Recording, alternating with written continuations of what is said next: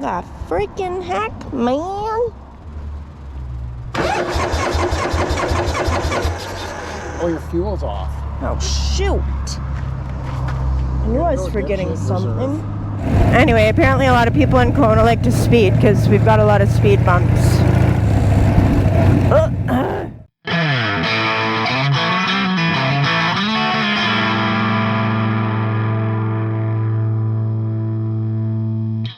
Hey everybody, and welcome back to my channel. So my brother gave me his bike. Just kidding. But he's here visiting from Alberta. They're leaving today.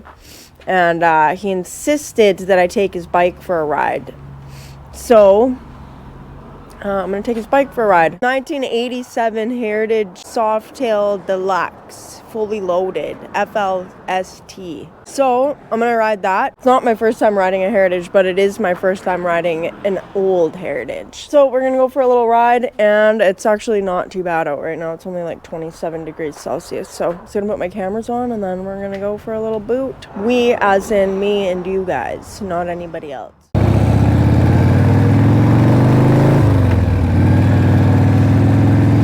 Feels massive.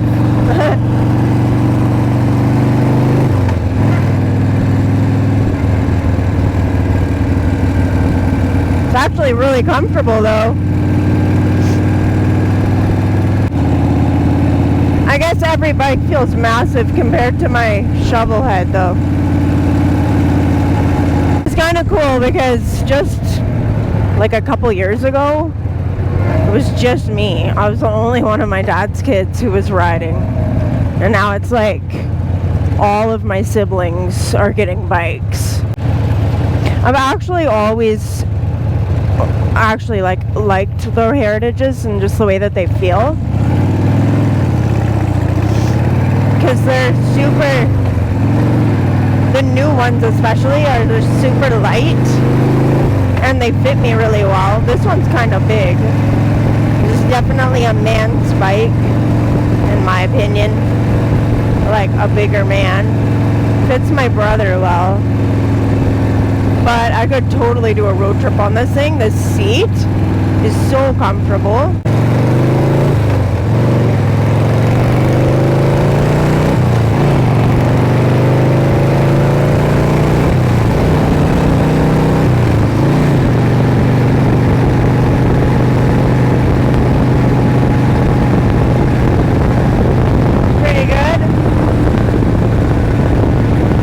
I think if I was going to get another bike, I would probably get a Heritage. Maybe. I don't know. I kind of want to set my Dyna up. Like something like that. Like I would love to get a Softail frame for my Dyna. I'd love to actually get an FXR frame to put my Dyna in. Look at these people in front of me not watching where they're going.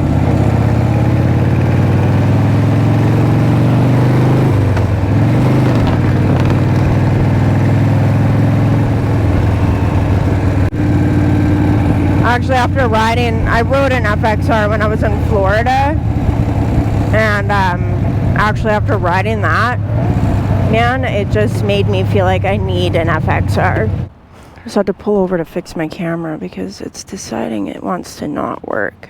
So at least I've got electric start. I tell you, man, when cameras decide not to work on my shovel head on a hot day, it's a real pain in the butt. So dear God, please let the cameras keep working. I feel so small on this bike, but this bike is pretty nice. I'm just not used to this clutch. I feel like you gotta let the clutch out really far before it actually starts to grab, which is something I'm really not used to.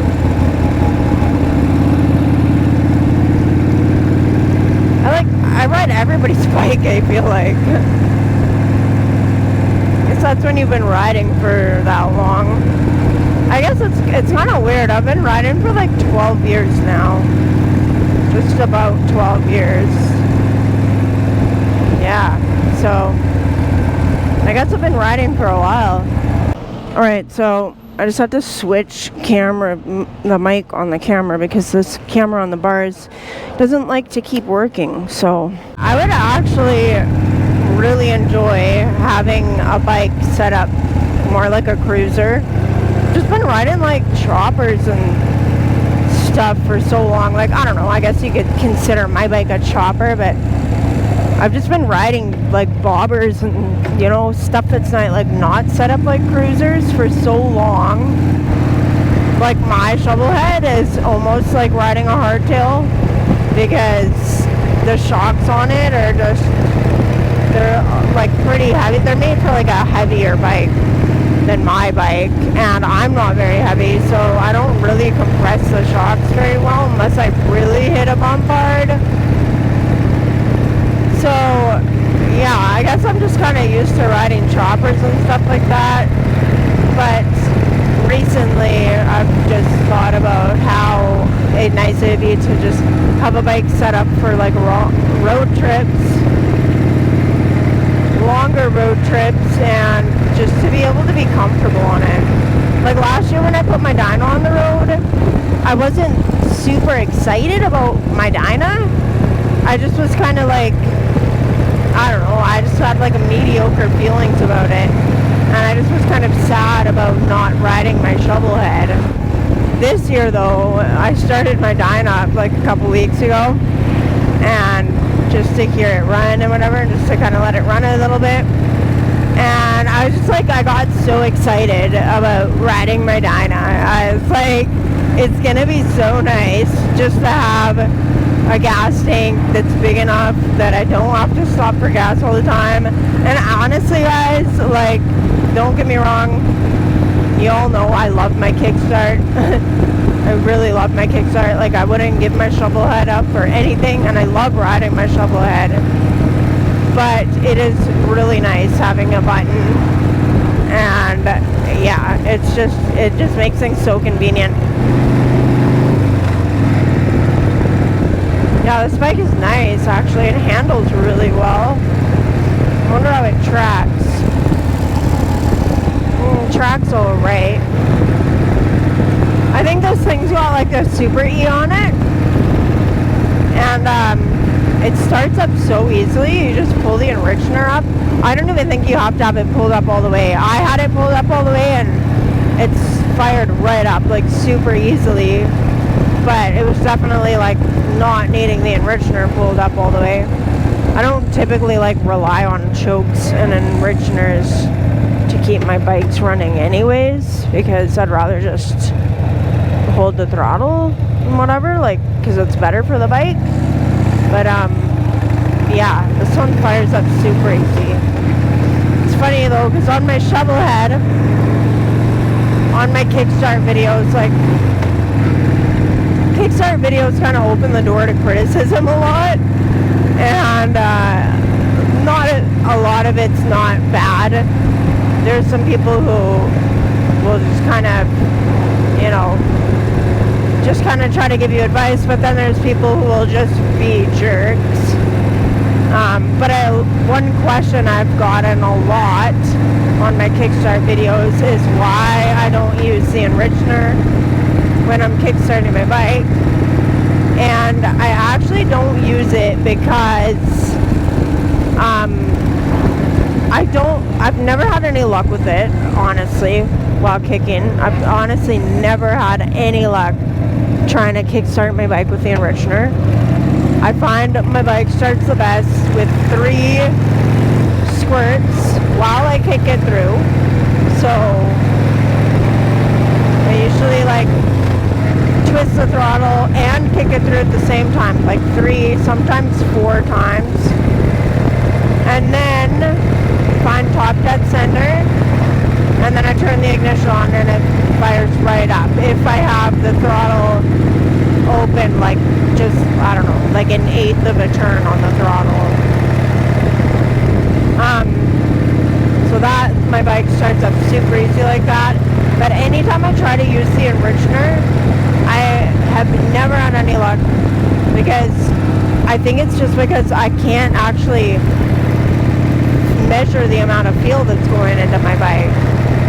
So yeah, I think that that's kind of the thing, is that when I am just twisting the throttle, I know exactly how much fuel I'm putting in my bike, and that's kind of why I don't use the enrichment, just because it's a little easier to just know how much fuel I'm putting in if I just measure it on my own. So I find that that actually works the best for me. I don't know, a lot of you guys with the same carb as me use your enrichener, and you guys don't have any problems with it, but man, like, everybody's bike starts differently. I'm sure that somebody else could figure out like a different starting technique for my bike that involved using the enrichener, but to me it's just, why? Like, I know what works, and it works every time for the most part, and why would I try to like mess around and figure out something else that works?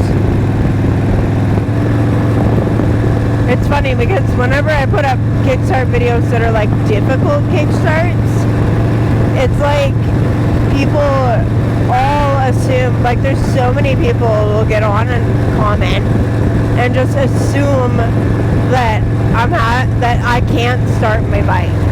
Like, that I just always have a hard time starting my bike. And it's like, honestly, like, there's like 5 difficult kickstart videos on my channel, and that's like 5 times out of like hundreds and hundreds of times that I've started my motorcycle, and they all assume that it's like, okay, she can't start her bike. Well, you know, why would I be riding a bike that I can't start? That's my question. Like, why would I be riding the same bike for the last 6 years if I had that much trouble starting my bike every time I try to start it?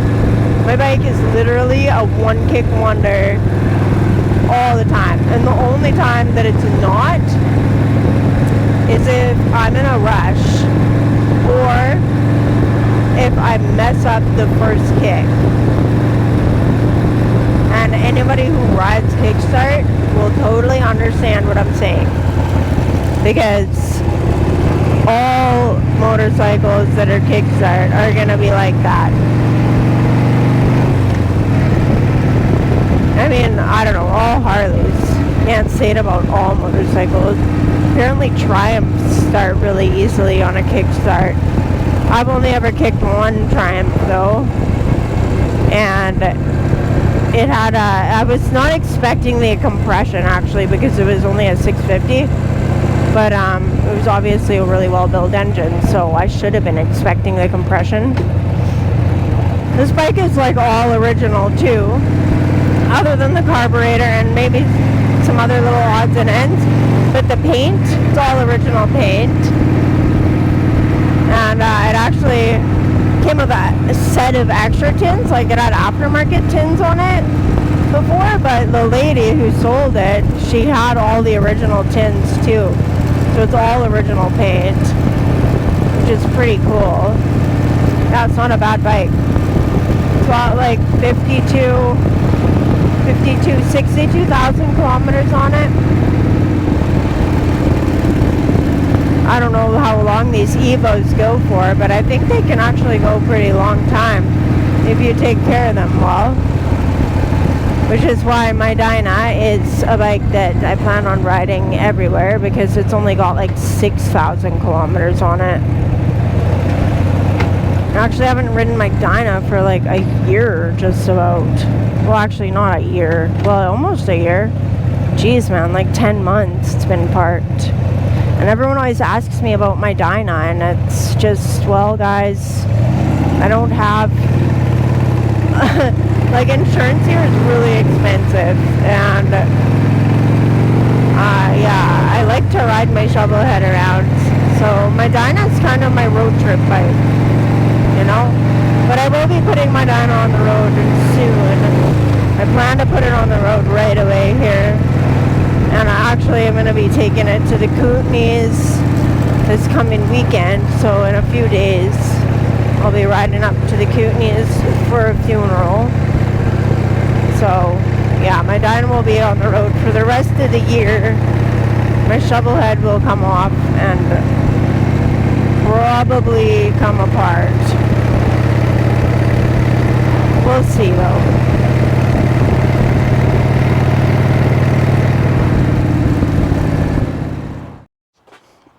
Well, it's not a bad little bike. It's actually a big bike.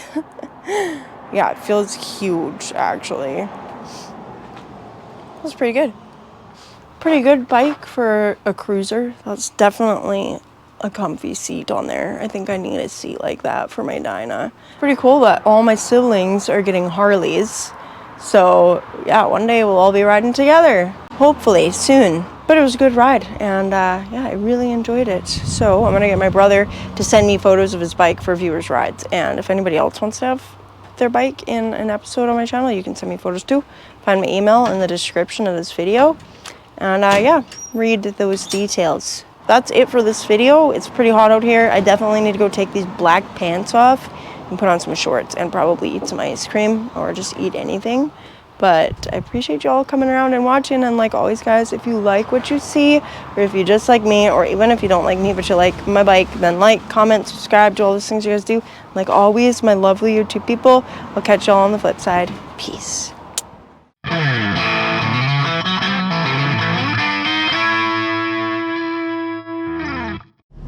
Some gasolino.